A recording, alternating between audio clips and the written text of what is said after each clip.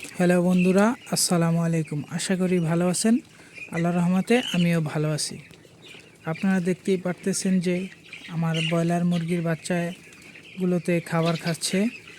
তো এটা হলো সকালের খাবার। মুরগিগুলো মাশাআল্লাহ খুব সুন্দরভাবে খাবার খাইতেছে, সবগুলো একসাথে। তো আজকে ব্রয়লার মুরগির বয়স হইল গিয়া 13 দিন। 13 দিনে মুরগির ওজনটা দেওয়া হয় নাই, দেব। আলহামদুলিল্লাহ মুরগিগুলো সুস্থ আছে, সবাই দোয়া করবেন। কিন্তু লিটারটা একটু স্যাঁতস্যাঁতে অবস্থা। তো যেহেতু শীতকাল, তো ভুসি দিয়া খুব কষ্ট হয়ে যায়, ভুসি ভিজে যায় এবং কি অনেক কুয়াশার কারণে রোদ্রেও দিতে পারা যায় না। তো আপনারা সবাই চেষ্টা করবেন যাতে ভুসিগুলো শুকনা থাকে। ভুসি শুকনা থাকলে মুরগির ওজনটা বেশি আসে, মুরগি সুস্থ থাকে।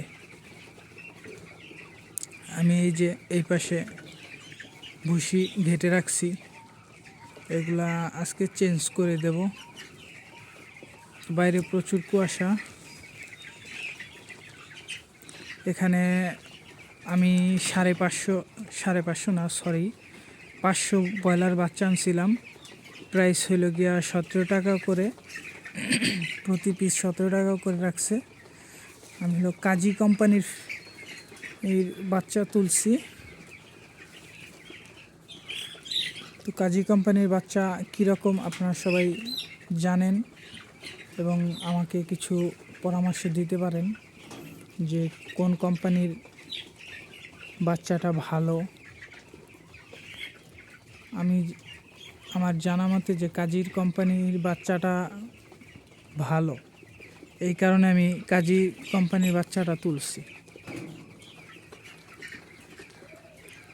তো আজকে একটা ভ্যাকসিনের ভিডিও করব, যেহেতু আজকে আমার মুরগির ভ্যাকসিনের বয়স হয়ে গেছে।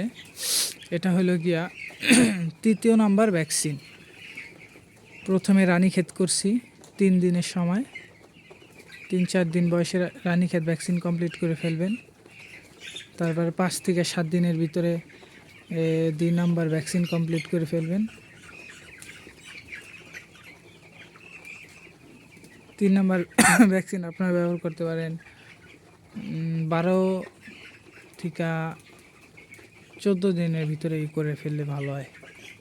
13 দিনে করলেই হয়, 13 দিন করলে ভালো হয়। এই কারণে আজকে আমি ভ্যাকসিন করব গাম্বুরো। প্রথমে রানীক্ষেত, দ্বিতীয়টা গাম্বুরো, তৃতীয়টা গাম্বুরো, একেবারে চতুর্থটা রানীক্ষেত। এই 4টা ভ্যাকসিন। 4 নাম্বার ভ্যাকসিন করবেন হলো গিয়া 20 দিন, ওই দিন যেদিন 20 দিন হবে বয়স।